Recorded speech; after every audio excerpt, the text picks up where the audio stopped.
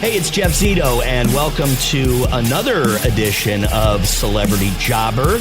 I'm pretty excited about today's guest because I don't talk to too many actresses. You know, I don't think I've spoken to an actress yet. And this one is, she's a good one because not only is she easy on the eyes, one would say, but also in a lot of really, really great movies. Cocktail being one of them. I do remember a movie that she was in that was shot in Sarasota, Florida back in the maybe mid to late 90s with Woody Harrelson and Elizabeth Shue, and that was called Palmetto, and there were, my parents lived there and I kind of grew up there, so I remember a lot of the little places in downtown areas that they shot that movie, and I have some friends that were like extras in that movie, so I thought that was pretty cool. But Gina Gershon, a real actress. And my wife reminded me as I walked out the door this morning that Gina Gershon was in Showgirls. Remember that movie? I know, I almost forgot about it. And the girl from Saved by the Bell, almost forgot about her too. So what would Gina Gershon be doing if not an actress? What was her first job or her big break? We're going to ask her. Gina Gershon is our guest this week on Celebrity Jobber. Hello. How are you? I'm okay, thank you. I'm doing pretty good. I was reminded by my wife last night that you were in Showgirls, and I said, oh yeah, Showgirls. I remember watching Showgirls. I haven't seen it in a little bit, but I can't remember whether or not you were nude in Showgirls, because everybody was, weren't they? Not everybody. Not everybody? What? So you were not? It was 25 years ago. I was the star Showgirls. I had a lot of body makeup on. Right. But we're not here to talk about Showgirls. We're here to talk about my directorial debut. Oh, I got that. Don't you worry about that. I've got 12 desperate hours already locked and loaded and ready to go. I just merely wanted to see if that's a difficult part of acting, like if you have those kind of scenes that you have to do. What kind of scenes? Well, if you have any type of nude scenes or love scenes, is that a very difficult part of acting? It seems like it would be very difficult. Depends how hard the dance moves are. Right. And how much you like working with your partner. I mean, it's a part of acting. If you're playing a showgirl, you're going to be dancing around with a lot of feathers and crystals. If I'm playing a murderer, I'm probably going to be running around with an axe. I mean, that's hard because they're heavy.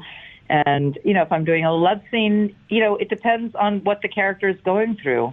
It's like saying, no, I'm painting a thing. Here's black and here's yellow and here's purple. What's more difficult to paint with? In the beginning, let's say like in the beginning, when you first became a professional actress, were those difficult hurdles to get over? I mean, obviously you got used to it over time, but I would just imagine me not being an actor, being a ham and egger at best in life, that would be something that I would struggle with. Well, then it's a good thing you're not an actor. I guess you're right. I guess you're damn well right. Hey, I know you were on Curb Your Enthusiasm, but were you ever on Seinfeld? No. I think I was just still in college maybe when that was going on, or just getting out. I wish I had been. No. The reason that I'm asking is because I was just digging up a little info on your background, and I found out that your father was an importer-exporter, just like George Costanza's alter ego, Art Vandelay. So I had no idea what an importer-exporter did. So I was just wondering, what is it? Well, they import, whatever it is, furniture or radios or whatever it is, they're importing it from a different country, and then they export it to other places in America or somewhere else. So what did your dad import and export? Was it everything, a lot of different things, or one specific thing? Different things. Okay. Radios to some furniture. He was like a real traveling salesman. Okay. I thought it was pretty interesting. I thought maybe you were on Seinfeld and gave them that idea, because I have seen you on Curb before. that all by himself. He's a clever fellow. He figured that out all on his own. Yeah. So a lot of exporters. you grew. I'm not in the importer-exporter world, just like you've found out I'm not in the acting world. But yeah, I was definitely interested. I'm a big fan of Seinfeld, too. I hear you grew up in Beverly Hills, or you grew up in Los Angeles, but attended Beverly Hills High School. Did you go to school with any other famous people? Lots of them. Really? I grew up in the Valley. I don't know where you're reading all this stuff, but I grew up there. That I went to school there for a few years. It's the internet, Gina. It's always right. That's not true. I call imdblie.com. And the answers are there. 5 of them will be wrong. You know what I mean? So. Oh, I know. Sometimes. Cancel everything you read or everything you hear. You just got to talk to the person themselves. Well, this is good. Decide for themselves, and then they could be lying to you. Don't lie to me. I'm a very. You know what? If we met in person, you would say he's very charming. I think you'd like me. Charming. Well, I think we got off to a rocky start, but I think I've recovered pretty well, to tell you the truth. You've done an excellent job. I'm just, I think my brain is like in the mode of like, let's talk about and sell this Lifetime movie. And I really am happy and excited to be a part of it. So I guess there's a part of me that's just like, let's not talk about this. I don't want to talk about a movie from 25 years ago. Oh, no, that's cool. Well, look, let's talk a little bit about the Lifetime movie. It's called 12 Desperate Hours, and you're the director. Are you also acting in the movie? I am not. Okay, is that difficult? Let's go back to that question. Is that difficult, being a director and an actor in the same movie? I would imagine that's not easy. I've only done it. I've done it really twice before. I did a short film during the pandemic called, an anthology of shorts called Within, and I just had me and my cat, because you had to shoot whoever was in your house at the time, and at that moment I was isolated. So, yeah, that was difficult because I had to do everything. The acting was the least of it because I kind of improvised and I did the sound later on. I think in this case for this 12 Desperate Hours, I think 12 Desperate Hours referred to me trying to make a day because it was a very, very, very low budget. You couldn't go overtime, which meant you only had 12 hours in the day. And it ended up being a 13-day shoot, which for something, an hour and a half of film, be, hopefully 18 days. Do you know what I mean? Right. So I don't think I would have had time. If there was more time and you could watch playback, then I think you could act easier in it. But we did not have that luxury. So there was no way I was going to be in this. And, when you're directing, it's like you're looking at everything. I'm looking at the production design and the costumes and the directing the actors and making sure, everything's going smoothly because we didn't, it was a kind of a tricky crew. So it felt a little bit like being back at NYU or doing guerrilla filmmaking. So I really enjoyed not having to go into hair and makeup as well. That's safe. Well, I'm glad you kind of explained the director side to me, because I was, wondering about that. Is it just telling the actors, do this, do that, do it this way, do it that way? But no, it's more of everything. You're in charge of costumes and production and lighting and all that kind of shit. You're in charge of everything. And more importantly, like, how are we going to shoot this scene? To make the day. I wanted to shoot it a certain way, but we didn't have the right cameras, and they couldn't afford to get the right cameras. So I had to very quickly figure out, how am I going to tell this story in as little time? There was a couple scenes at the end in a normal, quote unquote, movie with a regular production. You would have 2 days to shoot that scene. Right. I had to take 3 hours to shoot that scene. So you have to really be like thinking on your feet, thinking ahead of how you're going to edit it, because a lot of this direction was done in the editing room. All of a sudden my lead broke his foot, so I couldn't have him running around, and I couldn't have him kicking out glass, which was there. So then all of a sudden you have to think on your feet and go, shit, I got to shoot this a different way. Right. To tell the tension without having him move at all, Right. So it was very intense, which I loved. I liked thinking about everything. I really loved what this story meant. So it was fun to direct it, but I also believed in it. I feel like we all are connected and we affect each other for better or worse. And, here's a story that I found that was sent to me that kind of presents the problem and the solution that we're having today in America, which is of gun violence and mental illness. And I just thought this is a very interesting story based on a true story about a woman who's very compassionate and empathetic and a good mother. And then all of a sudden she's confronted with this guy who's a little unhinged with a rifle, sawed-off shotgun in her face, who's trying to get to his girlfriend because that's the only love he's ever known. And it's a guy who's a victim of society, who's been kicked around and, treated like a dog. And, through her kindness and compassion, she decides to drive him around to protect her family, but she prevents him from killing other people and from killing himself. And I feel like, that's heavy. Did you always want to go into this field? I read, maybe this is wrong too. Maybe you didn't. Maybe you wanted to be the CEO of a company. But I read that you always wanted to be, in acting. But you started out as a song and dance type of actress. I mean, it was all the same to me. It was all performing. I knew I loved to sing. I loved to dance. I acted, even though I was realizing I was doing it or not. And then I started doing plays. I was always a song and dance girl, but when I was starting out as an actor, at a certain point you had to decide. You couldn't see singing and dancing and acting. It felt much more isolated. Now it's great to do everything. But then once I started doing musicals and professional shows, it was a great way to mix it all up together.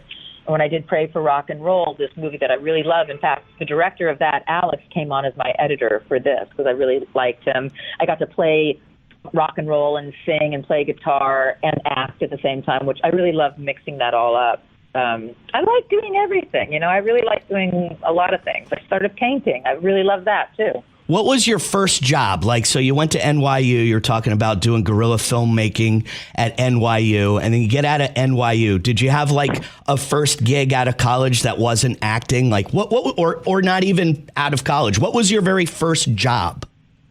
Well, I mean, it depends. The first job getting paid or not getting. My first job as an actress that I got paid. Well, actually, no, it was before that.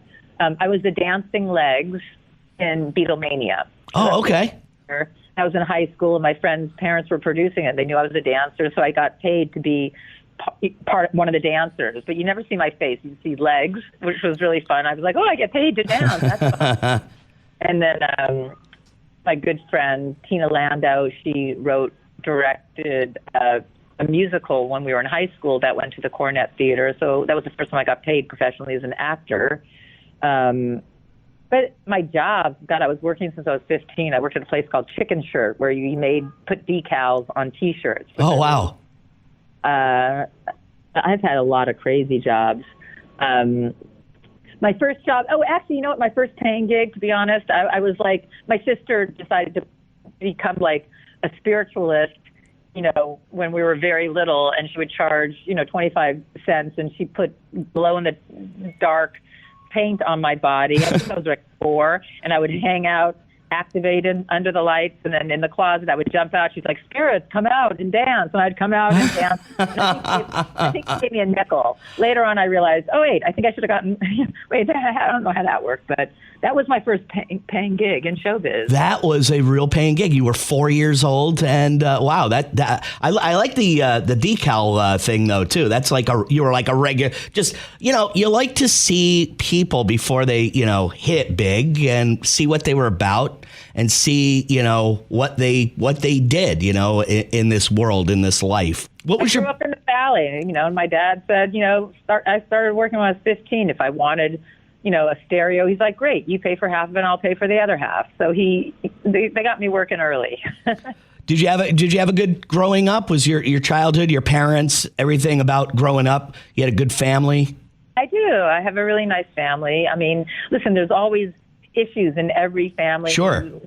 You find out what your, traumas or what your issues were as you get older, and you think, oh, maybe this and that. I took a class once that really taught me about compassion, and which I think helped me so much with acting. It was the best class I took with Sandra Seacat, who my wonderful teacher who passed recently. And you learn everyone has something. Sometimes it's more obvious.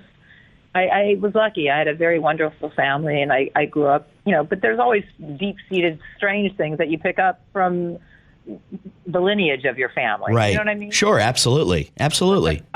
Humans to figure that stuff out and to better ourselves. And I've been lucky because in a lot of, with acting, you get to explore a lot of things and exercise, certain demons or issues or to grow as a human being. A little therapeutic then.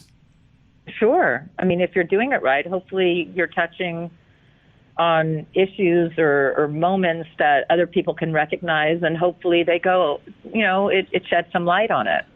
What do you consider your big break was, Gina? Like, maybe you were Legs in Beatlemania, and that was great, but was there a particular role that you got that got you a lot of attention and you were able to make, Cocktail and do all those movies, Showgirls, Palmetto? That was a favorite of mine. My parents live in Sarasota, so I remember when you guys shot Palmetto. Oh, yeah, I like that one. I think Walter Hill really gave me my first real break as an actress. I went in for a small part, and then he said, I think you should be the lead. And that was Red Heat with Arnold Schwarzenegger and Jim Belushi. And Walter Hill really taught me a lot about writing and directing and acting. And I did that in conjunction with doing Cocktail at the same time. So I think that was my first break in film. And at theater, when I got out of college, I auditioned for a part I probably wouldn't be able to play now as an Afghani girl about the Soviet invasion in Afghanistan. That was at a theater then called Los Angeles Theater Center. So I got cast as the lead female in that with a wonderful group. So, I got paid to do theater. I was like, wow, that's great. And Faces on the Wall at the Cornet, I got paid to do theater there. So those are breaks. Do you ever think about, like, if it wasn't for all this acting, you're lucky. I mean, this is a great occupation, a great career. You do very well. You're very successful. But do you ever think, like, if it wasn't for that big break, maybe what you might be doing today? I know you wouldn't be sticking decals on anything, but do you ever think about that? Oh my God, I always thought that if I didn't quote unquote make it as an actor, I mean, listen, if you really want to act and you have that disease, really, like, you stick to it. I would have been doing theater. I would have been, I was working I was part of a theater company called Naked Angels, and we did play after play after play with wonderful people. And, you don't get paid a thing, but you do it because you kind of have to do it. It's in your system. But I always thought if I had never, quote unquote made it, if I thought my other job, I wanted to be a dream psychologist for children, especially. I thought that was very interesting. And, luckily with acting, I found Sandra, she taught me how to incorporate dream work with your character and in a very Jungian sort of way. And so I kind of got to mix it all up together, Wow. I would have probably been singing in a band. I love doing that. You just have to follow where your passion is. You never know where the road takes you, I had a dream last night that my boss ripped me, MF'd me up and down and fired me. What does that mean?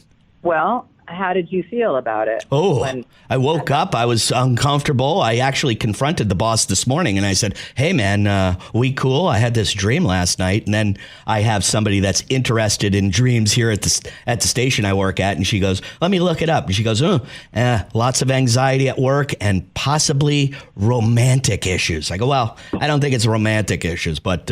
Well, listen, this is the truth about dreams. There's no one answer. And when you look at those books, an eyeball means this. An eyeball can mean something so different to so many people.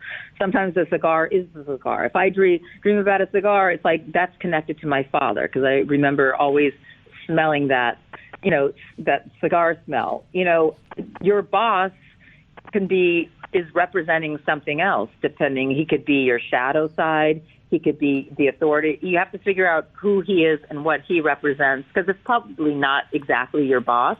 It could be, but if there's someone that you're feeling, anxiety with, or it could be a situation in your life that you're feeling oppressed and that it's screwing you up, then you dig down. There's a great thing called active imaginations that you could, all your dreams are all symbols, right? Right. So if there's a stapler that you forgot and you had to take that, what does that stapler mean? And you could just be quiet and ask yourself, who are you? What are you? They're energies and they're symbols that want to talk to you. You know what I mean? And you could figure out what they are, and then you could little by little figure out what is going on in your life and hopefully what to do about it. Man, this is good stuff, Gina. I got to tell you, I thought this started out like it was going to be a disaster, like Thelma and Louise driving off a cliff. And then, my fault. Maybe I shouldn't ask you about showgirls and getting naked as the first question. You probably thought I was some kind of creep. But boy, did we recover nicely. What a great chat I think we had. Had to steer you in the right direction. You were going off the rails there. Well, you brought me back. You saved me. I brought you back from the dark side. 12 Desperate Hours on Lifetime. Director Gina Gershon. Thanks for talking. Thanks for not hanging up there in the first 30 seconds. And I had a good time talking to you. I had a nice time talking to you, too. All right, Gina, take care. Thanks again. You too. Take care of yourself. Bye-bye. You see how she said that? I had a nice time talking to you, too. If I didn't know any better, I think she was trying to make nice with me. Yeah, that was one of those interviews that right from the beginning seemed like it was not going the way I wanted it to go. Well, a little bit my fault for leading with, "Oh, were you naked and showgirls?" If you know me, that's not my style. I'm not like Howard Stern. I'm not trying to get I've got my own personality. I like to ask the tough questions, but not really trying to upset anybody or talk about their sexual history. And anyway, she doesn't know me, so maybe she thought I was one of those guys. Regardless, it was the first thing that I had in my mind as I walked out the door this morning. My wife was like, "Yeah, she was in Showgirls." I was like, "Ooh, yeah, Showgirls," Anyway, digging myself a hole once again. Gina Gershon, not from Beverly Hills, as she corrected me, from the Valley, but did go to Beverly Hills High School and did go to high school with a lot of famous people. Her father, like Art Vandelay from Seinfeld, George Costanza, an importer-exporter. I thought that was interesting. I don't know much about the importing and the exporting business. Matchbooks, radios, who knows? She kind of cleared that up for me a little bit. And I thought one of the most interesting parts about our conversation was, if not for being an actress, if not for being a movie star, director, she would have tried to go into the field of being a dream psychologist, analyzing children's dreams. You don't really hear that too often as far as an occupation. I thought that was very interesting and seemed to have, she thought a lot about that. Her first job, of course, she talked about being, with her sister and doing something kooky when she was 4 years old. But she was putting decals on T-shirts. That was really her first job when she was in her teens. And, came from a family who, her dad said, "Hey, you want this? You want something nice? You buy half of it and I'll buy the other half." That's pretty cool. Pretty cool stuff. Gina Gershon, once again, glad she didn't hang up. That was a close one. But once again, folks, as you have heard, I am a professional. That'll do it for another great episode of Celebrity Jobber. I thought it was a great episode. I learned a lot about Gina Gershon, and she doesn't really like to talk about showgirls and getting naked, but regardless, maybe I came off a little strong. Please subscribe, download, rate, review. We're available wherever you pod. So until next week and another edition of Celebrity Jobber, thanks again for listening. I'm Jeff Zito.